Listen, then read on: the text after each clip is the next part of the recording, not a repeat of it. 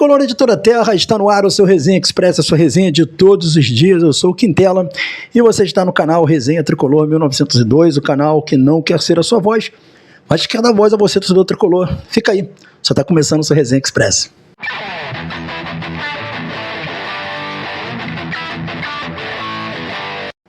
Resenha Express chegando e eu peço aos amigos para não se esquecerem de se inscrever no canal, ativar o sininho das notificações, deixar o like. Fazendo isso, você diz ao YouTube que esse conteúdo é legal e ajuda a gente a distribuir a mais pessoas esse conteúdo.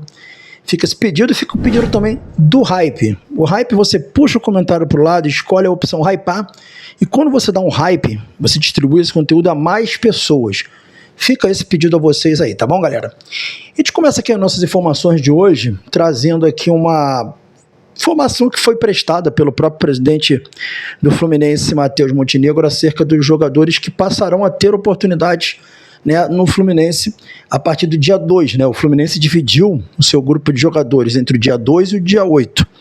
Quem são os jogadores que estarão disponíveis no dia 2? São os jogadores que não vinham tendo oportunidades. Nisso aí você coloca o Santi Moreno, você coloca, por exemplo, o Lescano, Lavega, que finalmente a galera vai ter oportunidade de ver jogando. Obviamente que não é no melhor dos cenários, né? Esses garotos vão ter a oportunidade de jogar num grupo totalmente bagunçado, sem entrosamento, isso é um fato, né? A gente vai ter a oportunidade também de ver, além desses jogadores aí, alguns jogadores da base que tiveram oportunidade, como o Davi, o Júlio Fidelis, né? Jogadores que não estavam tendo oportunidade e vão ter oportunidade agora. Mas assim, pra gente que é torcedor, é legal ter oportunidade? É. Agora, para esses jogadores é um risco grande, porque você vai jogar num time completamente desentrosado, e mesmo se é um time desentrosado, há cobrança, porque o Campeonato Carioca, o torcedor do Fluminense cobra. No primeiro jogo que um garoto desse for mal, o Riquelme, fazer uma partida ruim ou algo do tipo, o torcedor já vai dizer que ele não joga nada, que é um bagre, que tem que negociar. A gente sabe como é que é a torcida é desse jeito. Então, assim, não é, apesar de ter que dar oportunidade, não é o melhor cenário para quem quer aparecer, né? Numa condição como essa de bagunça. Mas é o que temos. Falando isso daí, galera, dando sequência para a segunda notícia do dia, o Thiago Santos pediu ao Fluminense o seu desligamento.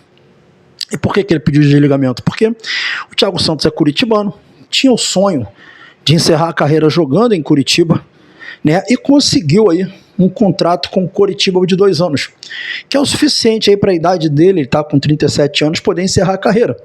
Então o Thiago Santos está a caminho do Curitiba, provavelmente para jogar os últimos 2 anos e encerrar a carreira pelo Coritiba, né? O jogador ainda não se despediu do Fluminense nas redes sociais, né? Deve fazer alguma despedida, mas uma coisa que passa muito despercebido sobre o Thiago Santos é o seguinte: o Thiago Santos é um jogador multicampeão pelo Fluminense, ganhou quase tudo que vocês podem imaginar pelo Fluminense, e o Fluminense foi responsável pelo resgate do Thiago Santos. Quem não vai se lembrar daquela partida em que o Renato tira o Thiago Santos do campo, logo após colocar ele tira, porque a torcida do Grêmio estava vaiando, mas vaiando muito o Thiago Santos. Tem sua razão, torcida do Grêmio. O Thiago Santos é um jogador limitado, mas ele vem pro Fluminense, é acolhido pelo Fernando Diniz, e aí termina do jeito que a gente viu, ganhando praticamente tudo no Fluminense. Então, com certeza o Thiago Santos tem um carinho muito grande pelo Fluminense, e com certeza esse carinho ele é acolhedor para ele, né? E levará no coração dele, no sentimento dele, né, essa boa passagem que ele teve no Fluminense, né? Teve lá os seus altos e baixos, foi muito criticado pela torcida, mas fez um acordo, saiu numa boa, não ficou dívida para o Fluminense, não ficou problema do jogador com o Fluminense, foi bom para todo mundo, né? Enfim, no final das contas foi isso. Galera, ontem um empresário do Facundo Bernal, e coincide, né, com a notícia que a gente deu, né, sobre o Facundo Bernal, a gente trouxe uma notícia sobre o Facundo Bernal no Resenha Express, né, pela manhã, né, e logo depois o empresário do Facundo Bernal soltou à tarde uma informação, né, numa rede social, dizendo que ele não quer que o jogador continue no Fluminense, que ele tem um interesse que o jogador saia. Lembra que a gente trouxe no Resenha Express um pouco antes que o Zubeldia conta com o jogador? A gente trouxe isso, que o técnico Zubeldia conta com o Bernal, ele quer o Bernal, mas que o empresário e o jogador querem que ele saia. Então, hoje, né, depois da nossa notícia, o empresário do jogador fez questão de vir a público para falar que ele quer que o jogador saia. Ou seja, a nossa notícia, acho que de certa forma teve algum impacto, né, para que o empresário do jogador viesse logo depois a público dizer que quer que o jogador saia. Porque a gente tem a informação de que o Zubeldia quer que fique. Então tá aí uma queda de braço para o Fluminense travar, ele tem contrato, pelo Fluminense ter contrato ele tem que cumprir, mas podem ter certeza que os representantes e o próprio Bernal farão de tudo para sair do Fluminense nessa próxima temporada 26. Vamos ver aí as cenas dos próximos capítulos, como é que vai ser o desenrolar dessa negociação que pode caminhar até para um litígio. Para finalizar o nosso Resenha Expresso de hoje, a gente tem uma notícia nada boa, né? Trazida aí pelos principais jornais brasileiros, né? O GE trouxe a repercussão disso, de que o Zenit não quer ouvir proposta de ninguém nesse momento. O Fluminense aguardava manifestação do Zenit após consulta e a manifestação não foi das melhores, né? Segundo o time russo, eles não têm o interesse de ouvir nenhum clube nesse momento e não quer saber proposta de ninguém, o que faz com que o Fluminense tenha que recuar.